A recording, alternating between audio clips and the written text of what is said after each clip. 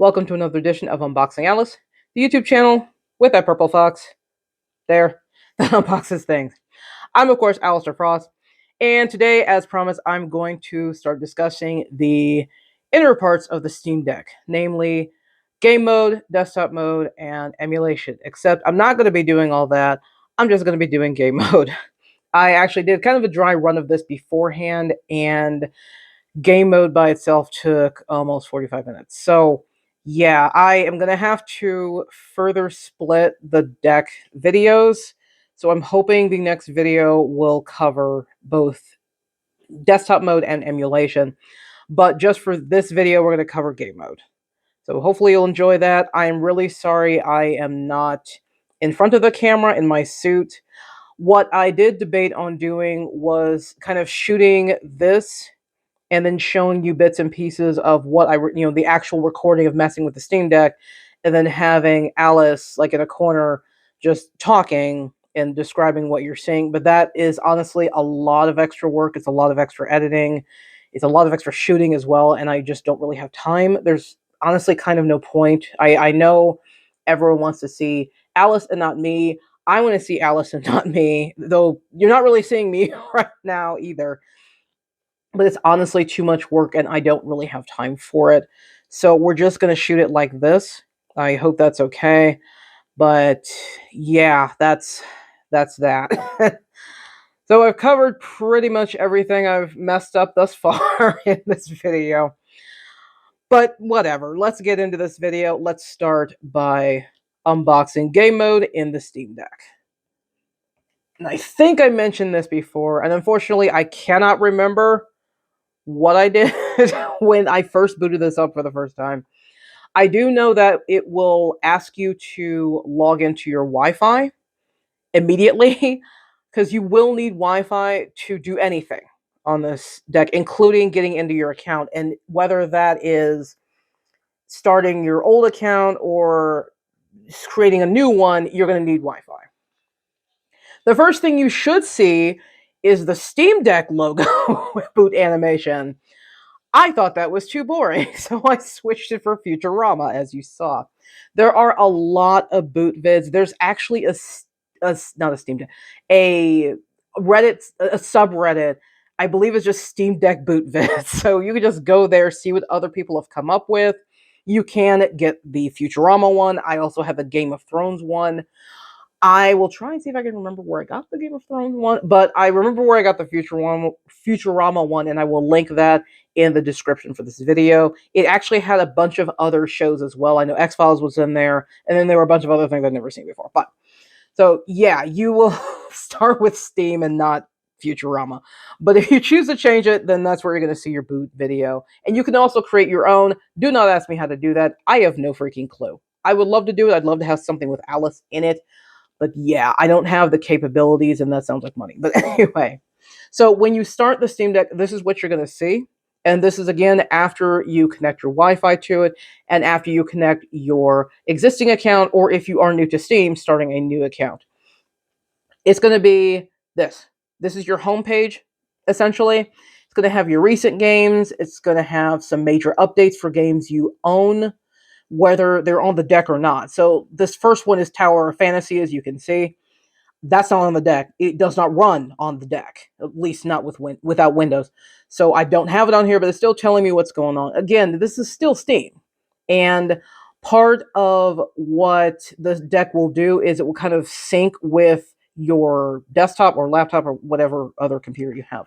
So like might get into this later, but when you play a game here, and if cloud storage is enabled, it will essentially sync over the system. And so I can start a game here on my deck, and then if I want to continue the game on my desktop, I usually can.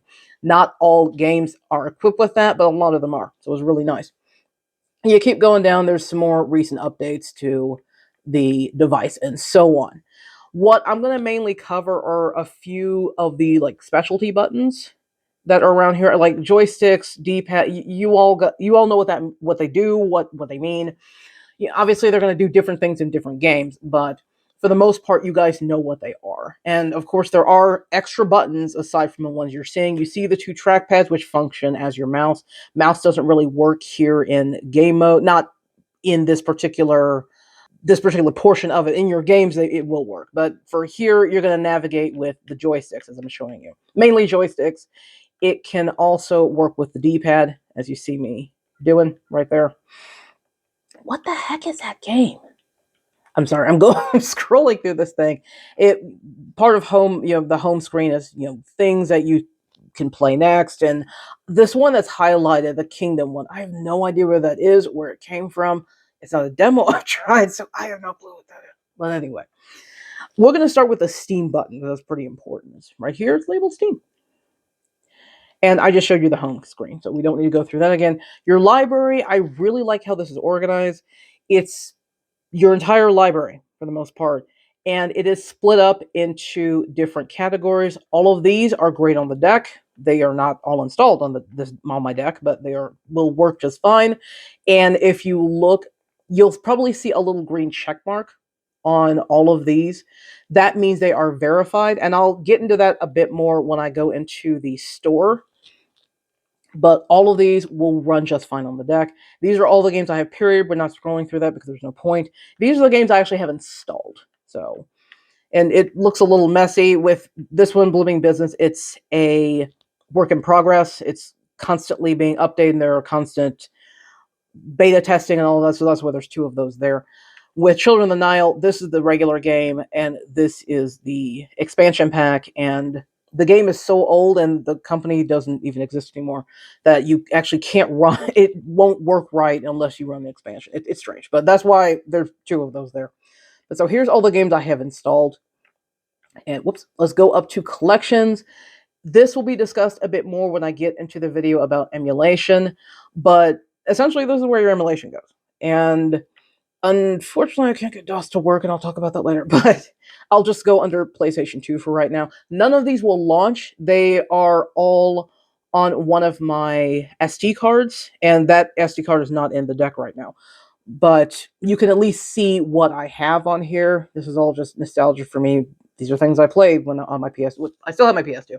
So actually, when I was going through trying to find games to emulate, I just went to my old PS2 games and went just through the CD case and just tried to find what was in there. So Futurama, I didn't know it existed back when I used the PS2, so I grabbed that. And the Katamari I learned about in college, so I went ahead and grabbed that. But the rest of these I have the hard copies of, about 10 feet away from me. But I really like, let's go, A is forward, B is back button. I love the way this is organized, because everything is this is how I would essentially organize it, just by system, and then going within there, you can easily find what you want. It's not as clear cut when you get into desktop mode, and I'll cover that in the next video. But I just enjoy that. I really like the way this is set up. And non-Steam is going to cover, anything that wasn't bought or run through Steam. So it's going to be essentially all of the emulations I just showed you. There's a few other things in here.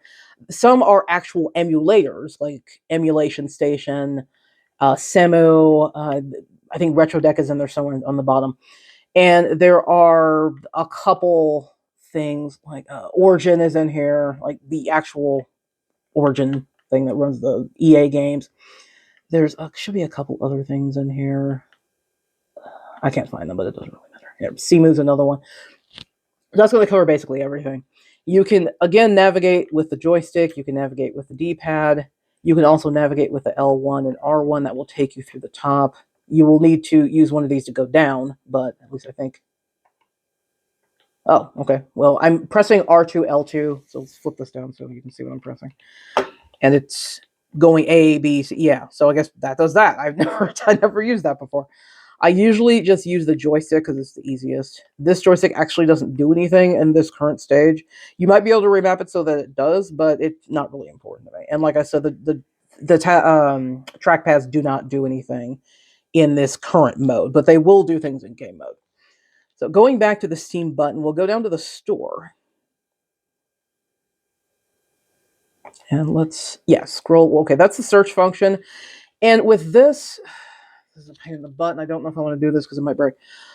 To get the keyboard up, you're supposed to press Steam X. Sometimes it works, sometimes it doesn't. It's a pain in the butt.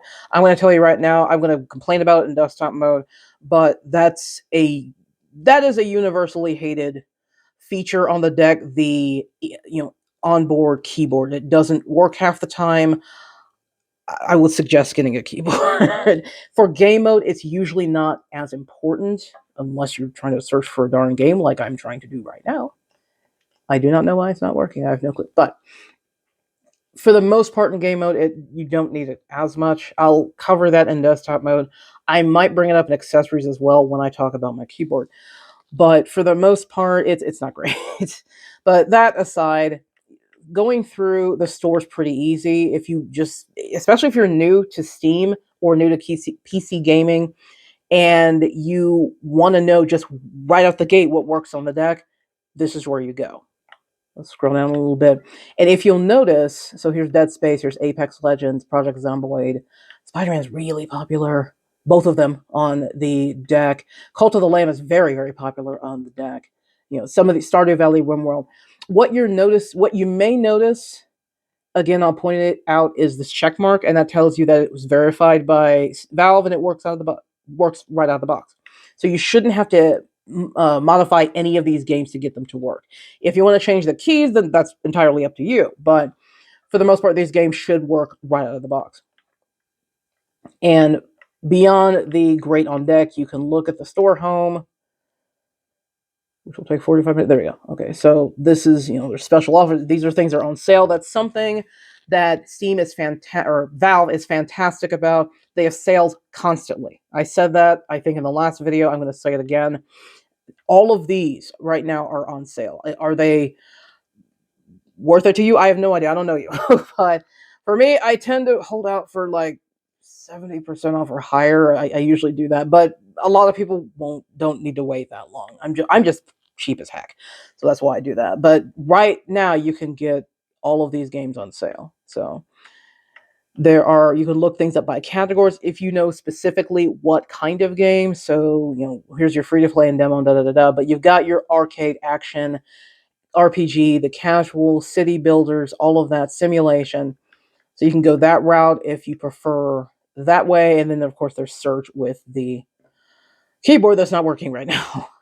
And finally, if you have one, if you're new to Steam, you're not going to have a wish list. But if you do have a wish list, then you can go through that. And as of right now, Ancestors Humankind is on sale for a lot. It's actually constantly on sale. I don't know what's up with that game. Half of the stuff in here, it's just going to say coming soon. A lot of these I backed on Kickstarter, so they are not out yet. But you can also look through games that way. So this way, obviously, what you're looking at is definitely what you have, because it's in your wish list, or at least I would think it's in your wish list for that reason. Shouldn't say that, though. There are a couple in there where I just think, why are you in here? I don't want you anymore.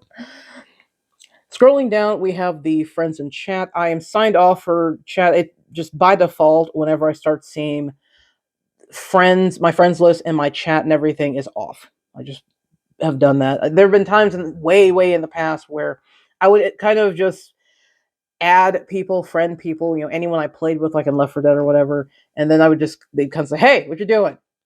Want to play? Want to do that?" I don't want to deal with all that. So usually when I get on Steam, it's for a specific reason. There's a specific game I want to play, or I'm getting online to talk with some friends of mine, or talk and play, whatever it may be. So just so I'm not bothered by and for the most part, I don't add people I don't know anymore. But just in case, I just leave everything off for the sake of the privacy of my friends. I'm not going to turn that one on, but that is where you would see your friends list and what they're doing. It can indicate, if they're online, if they're busy. There's even one that says snooze, so asleep, or their thing went idle. I don't know which way. It will tell you what games they're currently playing. All of that stuff. Media is just pictures. It's a lot of the screen captures you take in game. I'll just pick this first one. This is from a game called Kaiga. It was a Kickstarter game that I backed. It is finished, and I do plan to let's play it hopefully this year. But I just took this picture because in this,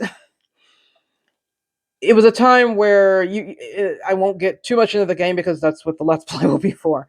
But you kind of create your own little like village, and there's objectives to it and all of that. But I plopped my village down, and everything was going great, and then suddenly giant, humongous crab, like I don't know, ground crab or something. I don't. It lives in the ground or whatever, but it just suddenly raised itself up with all my little people on it and went to walk away. It just kind of went and did crab things. And it was hilarious, but also frustrating because I can't control those people. I mean, I can tell them to do things, but if what if I want them to go somewhere off that crab's back, they're not going to do it because it's too high up. They would fall and die. So it was hilarious. That's why I took that picture. But going back with the B button, that's what media is for. Downloads is pretty sparse right now.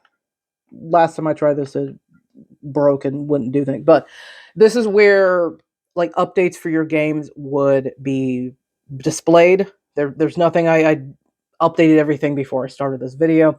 This one update I can't do. It apparently is going to update at a specific time. As you see, it says Tuesday at 5 whatever a.m. So I've tried to manually get that one to update, and it's like, nah, man, I'm not, not right now. So I kind of gave up, and I'm going to let it do its thing. But this is essentially where you would handle downloads. So it could be updates for existing games. It could also be, you downloading a game you want to add to the deck. Settings is huge. We're not talking about all of this, but I'll try and go through some of it. And if you have any kind of smartphone or tablet or whatever it may be, a lot of this isn't going to be new to you. So we're just going to blow through it. Your preferred languages. If you like military time, you can change it to that. I do not. Whoops. It's really easy to go all over the place with this thing. So system updates for Steam itself. There are none right now, so we can skip that. Let's go over here and scroll down. There isn't much here to point out except here. This is where you would format your SD card. So the vast majority of people with decks are going to have some kind of SD card, especially if you have a 64 gig. I told you in the last video, it's pretty much mandatory to have an SD card unless you want to, swap out the SSD. And even then, people who swap out the SSD will still get an SD card because they have a bunch of different emulators and they want them on different cards. This is where you would format that card, so the system will essentially change it so that it's in the right format and it can be used by the deck. And that's important because the deck, or rather Linux that runs the deck, it has its own kind of signature, if you will. And like Windows has its own signature. So if you try to mix the two, they tend to not work well. So you might not be able to open up an SD card that you format here into Windows and vice versa. I'm not sure if it goes both ways or if it's just one way or the other. That's something you can do research on. But here is where you format that card. I am not going to press that button because the card in there has music and movies and all the stuff that I took forever to copy over, and I do not want it erased. But this is where you would format that card. When it comes to the, whoops, oh my God, name of the deck, I don't think you can change that. I think I tried. I don't think you can, but whatever. This is something that's been on the deck up until me shooting this video. And I love the fact that they implemented this. This is essentially a lock screen that you can add onto when you start up your deck. I believe when you go from desktop to game mode. I'm not sure if, okay, so you can mark it if you want to, if you're going from game mode to desktop mode, you can also have it pop up. But what will happen is you'll see Alyss's my little profile picture. That'll show up over here, and you'll see numbers 1 through 9. And it's just making a 6-digit code, entering that in the same way you would do with your phone. I'm sure a lot of you nowadays would use like a fingerprint scanner or whatever. That's what I do with my phone. But they still have those codes, and those codes are nice, especially if the fingerprinter thing isn't working. But will it prevent fraud? Probably not. To be fair, someone could take your deck and just reset it and start over, but it's just nice to have. Honestly, I really enjoy having it. I do have it implemented, except for now because I'm recording. But I will add that lock screen back on when I'm done recording. Whoops, I want to be over there now. Internet, as I told you, when this thing first boots up, it will make you connect to Wi-Fi, and this is where you handle all of your Wi-Fi. I did not know it could see my printer. I might mess with that later on. If I could print for this thing, that'd be great. I'll cover printing and stuff in the desktop mode, but the short answer is I don't know. I don't think you can do it. Not sure. I'll do more research. This is where you handle notifications, your display. One thing I will say in the display settings is night mode. This is apparently more common in like smartphones. I don't know if it's in my own smartphone. I have to check. Probably is. I just didn't see it. But with night mode, it essentially changes kind of like the brightness and everything, and it reduces the strain on your eyes from like the blue light. So I will go ahead and turn that on right now, and everything is immediately. It's hard to see through my phone, but it is very orange. It's a very orange tint to it. Let's turn that back up.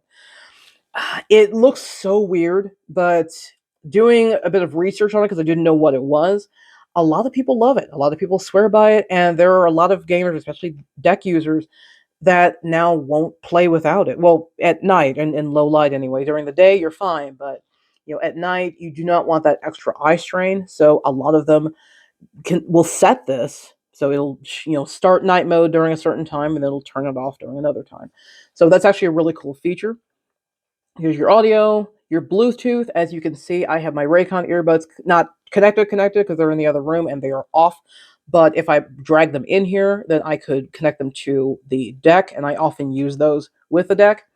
The Proto Arc you see is my keyboard, and you can pretty much anything Bluetooth you can connect to this thing. That includes mice, that includes your controller if you use it. As I said in the last video, I don't use controllers, but if you do and you have a wireless Bluetooth one, you can easily pair it with this. And there's, it'll show you other things available for pairing, but we're not going to go down there. For controller, I believe that corresponds to the deck itself. So if you want to turn off like Game Rumble and Steam Haptics, you might be able to get a bit more battery life if you do that. When it comes to the Nintendo button layout, I was talking to my friends about this in anime last week. When it comes to consoles, I went from a Game Boy Color to a PlayStation 2. I did not have a GameCube. I did not have the N64. No, I don't remember if I had a PlayStation or not, but there's a large gap of consoles I didn't have. So when it comes to like the old Nintendo buttons, I'm not used to them. But if you are, and that's comfortable for you, then you can go ahead and switch those. And you can see right there that it switches like AB buttons and X, Y, and all of that. Whoops. For the keyboard, you can change the keyboard theme, and you can buy other keyboard themes and other little thingy like stuff for your profile through the store with your Steam points. If you buy the deck, you're gonna get a crap ton of Steam points. You probably never ever use all of them.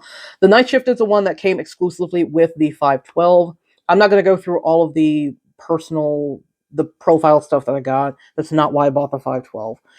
But those are always different. Here you go. You can find more keyboard themes. You can visit the point shop. We're not going to do that right now.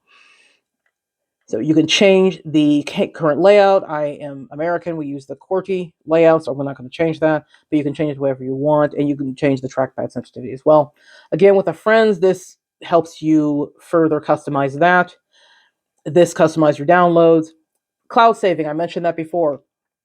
If the game has it enabled, and if it doesn't, that is not on Steam, that's going to be on the publisher, then you can sync your games between your devices. Family play or family sharing. Never done it, but I've seen quite a few people mention it in the Steam Deck sub. It sounds like you can say, because my brother also has Steam. So let's say I wanted to play a game on his account. I could play it here on my deck, and he could play it on his deck. He doesn't have a deck, so he could play it on his desktop, or rather, I can play a game on my deck, and he can play a different game in his library on his desktop, let's say, and we can do it at the same time. The only way that works, though, is if offline mode is enabled, and I think I might have skipped over that. And internet? Yes, I did. You can turn this into offline mode. So if you know you're going somewhere that does not have Wi-Fi, just go ahead and turn it off, or rather enable offline mode. Enable offline mode beforehand. That is an option. If you want to do the family sharing, you will have to do that. You can't, both of you can't play two different games on the same account with online. Steam will kick one of you out. Remote play is another really cool feature that I personally don't use, but if you want to utilize the deck to play on a different device, you can do that. Whoops, here's your storage. This tells you pretty much everything that's inside the deck right now. It will not cover the external, or rather my SD card. You can see that more in desktop mode, and I'll cover that in the next video. And this is home settings. This is your library. This is also how you add games to your library. Just, installing the CD keys. So that basically covers the Steam button. The only other real button I'm going to cover are the three dots button. It's actually called Quick Access. I was just calling it the three dots button in the last video because I had no clue what it was called.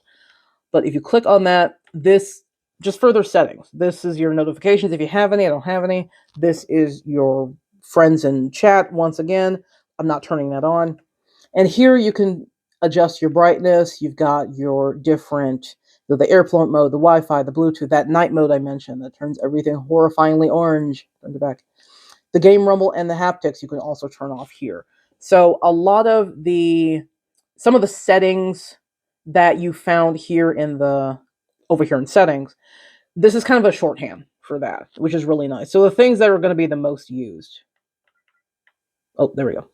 Your battery. There's the A button. So a lot of people like messing with this, and you can do this per game as well. You can change the frame rates and change all kinds of different features in each individual game to maximize your battery life. For some games, it's not really going to matter. If you're playing a big, huge AAA game, you're probably going to get an hour and a half max on your deck before it dies. So there's may not be much you can do to adjust that without making the game look like a giant potato. But for some of the other games, like if you go back to my library, a lot of my games are indie. I'm not trying to be a suck up snob or anything. They just happen to be indie games. Those are the games I tend to be interested in. So for me, if I decided to not be lazy and actually go through each game, I could try to maximize some of my battery life. For some of these, like Left 4 Dead, is a pretty. These are all games installed. That's not what I wanted. Go up. There we go. Install. Thank you. I don't want to go through 1,000 different games. So for like Left 4 Dead 2, it's a pretty labor-intensive game. As old as it is, it's still a pretty labor-intensive game. And it's by a bigger publisher. It's by Valve themselves. Sims 3 is very similar. It's got a lot going on, and I have virtually every expansion pack known to man for The Sims 3. So it's going to be pretty labor-intensive. They're both probably about 2.5, 3 hours before the battery goes to 10%. But for some of these others, like Recettear or Garden Paws or any of those, you might be able to squeeze a lot more battery life if you adjust some settings. Speaking of games, this is something I forgot to mention. We were going through the store. Well, I did initially mention, I talked about the verified check mark. What I didn't mention were the other symbols, and I will try to add those in editing, that may show up when you're going through the store. And what's really nice about the store is if you're thinking about getting the deck, even if you don't have a deck, if you just go on Steam, you don't even need an account. You can go on Steam, just on your desktop or whatever, and search for the game you want, and it should tell you if it's verified or not. So if you're thinking about getting this deck, but you're not sure if your games will run it, that is a really good way to gauge how many of your games you'll be able to run on this thing. So we talked about the verified, which I'm highlighting Armello right now. It's a verified game. Right next to it is Backpack Hero.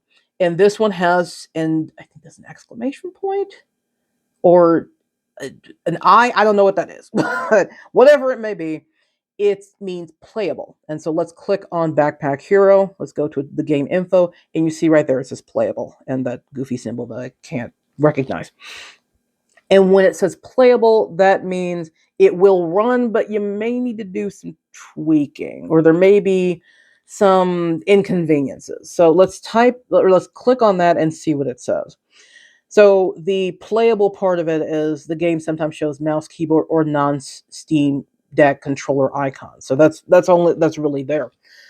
That's not really that big of a deal. It will still run. I have played Backpack Hero on the Steam Deck. That's another one from one of my Kickstarter backs. I will cover that at one point, but it works just fine. I'll just tell you that right now. It works perfectly fine. Let's go back. Let's go more back.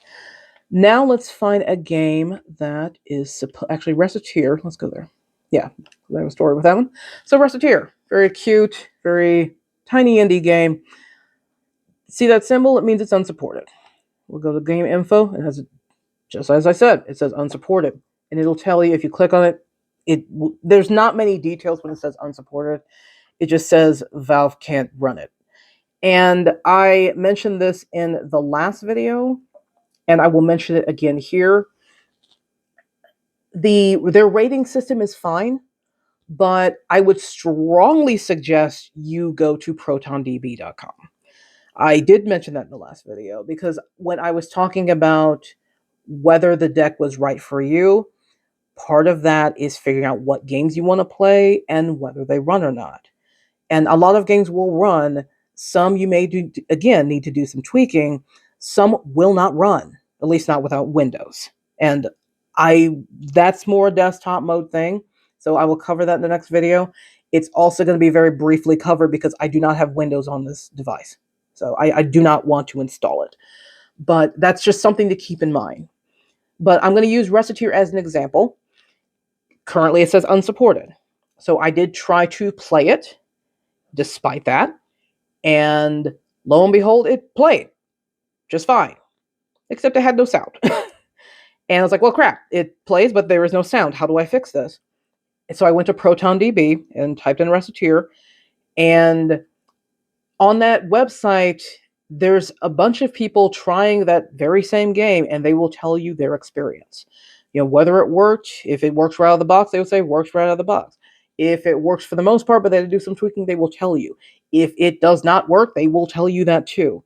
With that Tower Fantasy game, which is not on the deck, it does not run without Windows, it's just labeled board. It's not going to run at all without Windows. As I said, a lot of the MMOs are going to be like that, and Tower Fantasy is one of those. Guild Wars 2 is the same way. But with Reciteer, fortunately, that wasn't the case. There were a bunch of people who said, yeah, sound doesn't work. And what you do is you go download something called Proton, and this is a research project for you. I'm not going to talk about how to go find Proton and install it, I will tell you, let's go on Reciteer again, into the settings. And again, here is where you can look at the control layout for Reciteer. You can also edit the layout. And like I said, you can do this for every single game. Over here are your settings. And we'll go into properties, we'll go into compatibility. They told me to install that thingy there. I did that and put it under compatibility mode. Reran Reciteer, I have sound. So just because something says unsupported doesn't necessarily mean it is unsupported. It just might take some extra steps to run it. So please keep that in mind. I do appreciate the fact that Valve made any kind of verification system, but it's not perfect. And I'm not going to knock them for that. There are millions and millions of games on their platform. They cannot test them all. And speaking of which, I am going to bring up Roots of Pacha. This game is actually still in development. It is another Kickstarter back that I've done. It's on here because I'm running the beta, so I can still play the beta. It's just not open to the general public. And because of that, you see this little question mark. That means, oh, it's going to tell, there you go, unknown. And that simply means Valve hasn't tested it. So it's not, doesn't necessarily mean that the game won't run. It's they have no clue because they didn't try.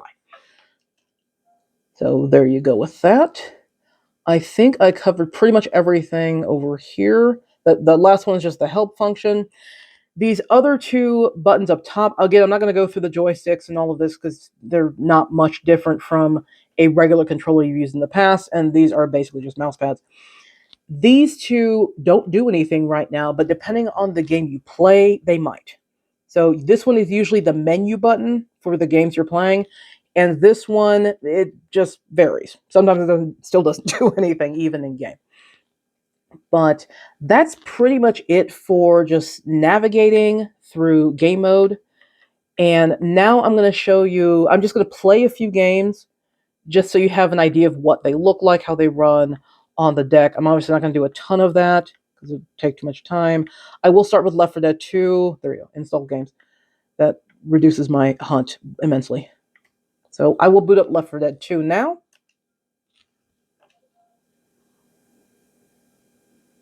And we're here. Welcome to Left 4 Dead 2 and my ridiculous pony mods. I keep forgetting I have those. I'm just going to start with a single player campaign. So we are not doing advanced. I will die horribly. I am going to be picky here and pick a campaign I'm actually familiar with. Oh god, why did I pick Death Toll? Whatever. And I'm always Zoe. So we'll do that. While this thing is loading, I actually can't use these buttons right now. They will work when I get in game. But this is one of the few games where all of the buttons are needed. And I'll flip this around just to remind you that we have the R1, L1, R2, L2, R4, L4, R5, L5, and then the R3 and L3 are here. So you're going to be using a lot of buttons in this one. And as I said, you can remap the keys anytime you want, any way you want. I'll go ahead and show you how to do that as soon as this thing stops chunking. I don't understand why this game chunks so much because this is a game by Valve. If you go through here and press the Steam button and then move it over, you can resume your game. You can go into controller settings. So now I've highlighted controller settings. Here you can view the layout of the current controls, and you can also edit that layout. Or not. There we go. I got stuck. I'm not going to do that right now. I'm happy with the way the controls are. Another thing you can do when you start a game, it's really chunky. Click on this. These are the templates that just came with the game. There are community layouts, so there are different people who have made their own key remappings and have shared those with the rest of us. So you can go ahead and download those, and it'll immediately remap your keys to whatever they chose. And then they have the recommended. So I'm going to get out of this because we're not going to touch anything. I resume or don't resume. Yes, resume. Okay, there we go. I'm going to go ahead and move this out of the holder, and right off the bat, you can see gyro is a thing. Gyro works by holding the R3. So this. So when I take my hand off, it no longer works. For me, this helps immensely when I'm doing an FPS. I really, really enjoy the gyro controls. It just helps me aim. And again, I'm a mouse and keyboard user. So I've got 800 and something ridiculous hours on Left 4 Dead 2, but about all but 10 of those hours are going to be with the mouse and keyboard. Oops, I think I just shot Francis, but that's okay. They're all bots. Oh, while we are sitting here and I'm not dying, I will show you what these other two buttons do. I'm sorry, I'm out of focus.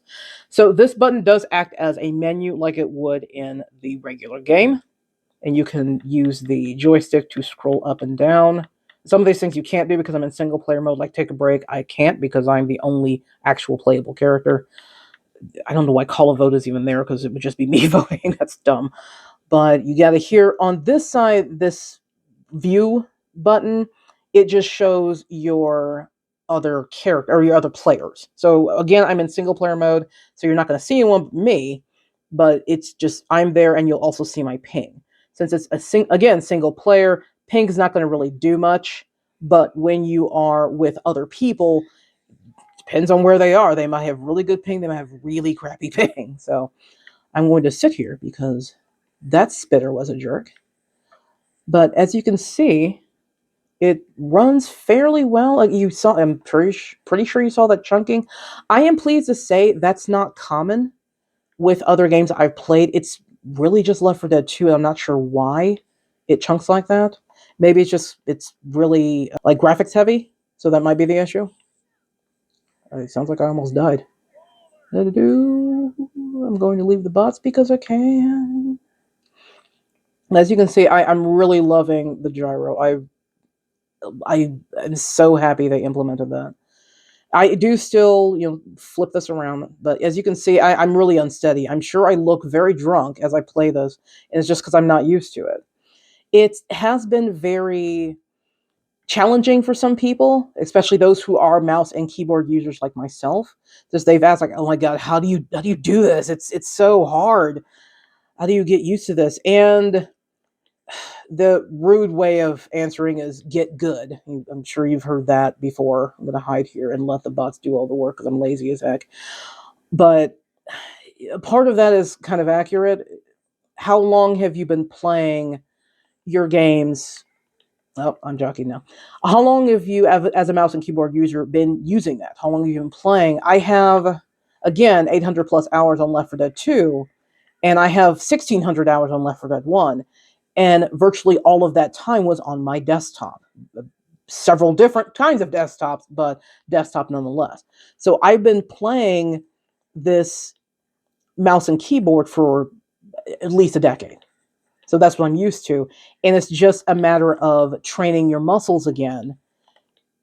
That's what it's going to take. Just a lot of practice. I know for some people it's a pain in the butt. I'm going to blow that up when I start. There we go. I like doing that. For some people it's a pain in the butt having to learn all this. But for me, it's actually been fun just practicing. I'm going to get charged and die. Oh, maybe not. Okay. But as you can see, there's a lot of buttons. I can't show them all to you because I'm playing right now. But nope, thank you for killing the spitter. So, like the Y is switching between your primary and sub weapons. You guys save him. The X is to like pick stuff up. B and A are go back. Oh, A is apparently also jump. So A and I'll say right, R5 in the back. There's also jump. Some of these are like duplicates. I don't understand why. Like, let's see. Yeah, this is flashlight, the top D-pad, and L4 is also flashlight. So I don't know why they did that. For if you like, you see my Molotov out. These D-pad buttons do that. So this is your throwable. This is your health pack, and this would be my pills or adrenaline if I had it, which I don't. So again, a lot of buttons. That sounds like a horde. I'm not going to deal with that. But that's how Left 4 Dead plays on the deck. Let's go into the main menu and A for OK. And we'll just quit. Yes. So let's set that down for a second. I went ahead and just grabbed the JSOC out because I knew I was going to fiddle around and do the gyro. But for the next game, I might not need that as much. This is getting to be a very long video, so I don't know if I'll do two others. Let's go ahead and do the Wandering Village, because that requires a lot of mouse controls. At least for me, because I remapped the keys. Can I skip this? No, I cannot. Okay, well, we're going to sit through that. Skip this. Okay, there we go. There's okay. So this one, as you see, nothing's moving. And that makes things go away. It's weird remapping. They did just come out. The Wandering Village is also a Kickstarter back game. It is finished. I really can't wait to show you this one in detail. But it takes a lot of remapping, and I've seen that in some other like city builder, colony builder games. Because I have like Surviving Mars, I have End Zone on here. Those are both on the deck, and I have a few other games as well. So I will load a game. It's really weird using the trackpad. Oh, fine, I don't even care. Where is the one I actually saved? Okay, I don't even care. Just fine, load that one. I'm just not going to load the Kitara one because that's the one I do on the desktop. I just made a demo game just to mess around with here on the Steam Deck as I was remapping keys. So with this, and I really want to make this joystick, move the camera around. I haven't done that yet. I'll have to play with it. So right now it's the D-pad. But what I have done is I've remapped it so that what is this? L2 zooms out, L1 zooms in. So you'd want to use the joystick.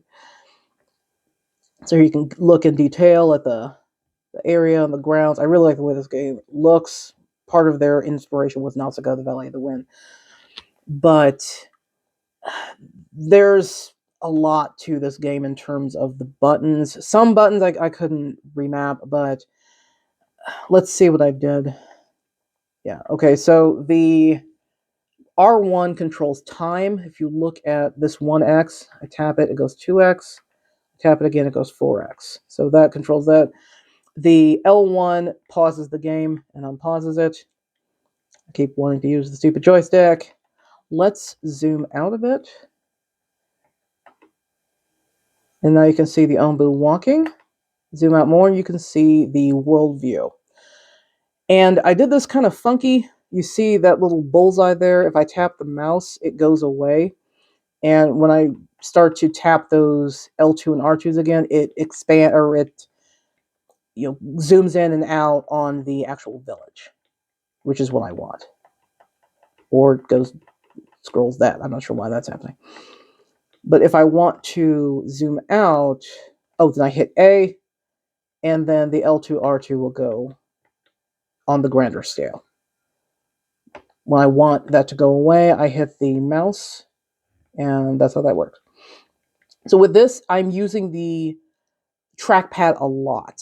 And I am using both trackpads, just the right one is going to be the majority one. These idiots are standing around because they have nothing to do. I'm going to make them build something. It doesn't even matter. And yet I'm still picking something. Build an air well. I don't care. Do that. So now all the idiots are going to do that. Yeah, they're very hungry right now because there's no food. Again, this is just a demo game. It's not, I wasn't playing it for real. But they are very starving right now, unfortunately.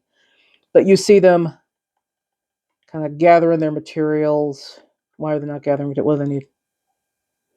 Oh, they need stone. So we'll do that. Let me find the harvesting tool.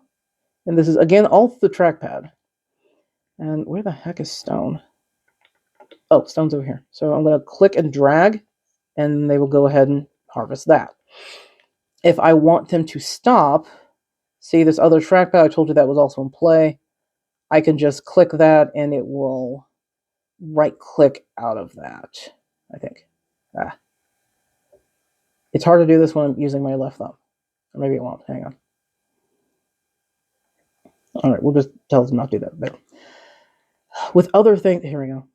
So I'm clicking on that tree, and I should be able to right-click out of it. Yeah, so now the tree is no longer selected. So this is just, there was a lot of remapping to this game, but it is a really fun game, and it works pretty well if you can get that done. So now we're going to zoom out, see where Ombu's going. Okay, all my people are starving to death. That's awful. I shouldn't be laughing. And I'll cover this actual game in depth when I actually let's play it. So I just wanted to show you something that wasn't an FPS, something that was a lot more, just a very, very different setup. One thing I do appreciate, just looking at the deck, I can clearly see that everyone is starving to death. My point being, I can see the writing. For some of the colony builders and the city builders, it's really hard to see. Like, they're labeled playable for that reason. The text may be extremely small. I believe there is a way to magnify the text. I just can't remember how to do that. But that can be inconvenient when trying to play some of these games. But let's go ahead and get out of the Wandering Village. Oops. Oh, I forgot I need the mouse. Yeah, we're going to get rid of this game because everyone's dying and I feel awful. I laugh, but I actually do feel awful. Luckily, it's not the real game I'm playing. That's pretty much it. I was going to do Inside as well, but I don't think we really need that.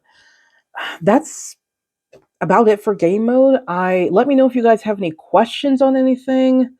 I will try and answer it in the comments. There isn't too much to link regarding like what to do and any like sources I used to do. I didn't really use any sources to go through game mode. A lot of the know-how and knowledge I gained was just either YouTube videos or the Steam Deck subreddit. So if you have any really technical questions, especially, I would so strongly suggest YouTube or the Steam Deck subreddit. Again, I said search first. If you go to the Steam Deck sub, chances are someone has asked your question already. So to save yourself a whole lot of downloads, just go ahead and search because you might find the answer that way. But if you can't find it, then yeah, go ahead and ask. And that's pretty much it. I hope you enjoyed this video on game mode for the Steam Deck. I'm really sorry I had to split it between multiple videos. That was not originally my intention, but this has just gone on so long. There's no way in heck I can do desktop mode and emulation without this being a 3-hour video. I'm also very sorry you aren't seeing more of Alyss except for her eyeballs in the background. I just don't really see a point in having a little mini, like me in suit down here talking to you. Because again, that's just extra recording I have to do, that's extra prep. It's a lot of extra editing as well. So I hope this is all right. But yeah, that is Steam Deck game mode. You guys know the drill. If you like what I do, like, subscribe, hit the bell for notifications. The next video will be in the second half of February. So the February 28th or whatever. And that should cover emulation and desktop mode. I'll let you guys know if I have to extend it again. Hopefully I shouldn't have to. But that should cover the rest of the software for the deck. So I wasn't sure if I was going to do a video the first half of March because March 10th through 12th is actually Gateway Furmate. So I will be attending that. I will probably do the Steam Deck accessories video since we've had to add another video. That one's going to be easier to shoot. I should also be in suit in that one because I'm not going to be showing you software on the deck. I'm going to be showing you like the JSOX dock that you can see right there and a few other things. But that's what I'm planning right now until the back half of February. Hope you guys enjoyed that. Hope you guys are staying safe and happy and healthy. And I will see you guys in the next vid. So until then, good night.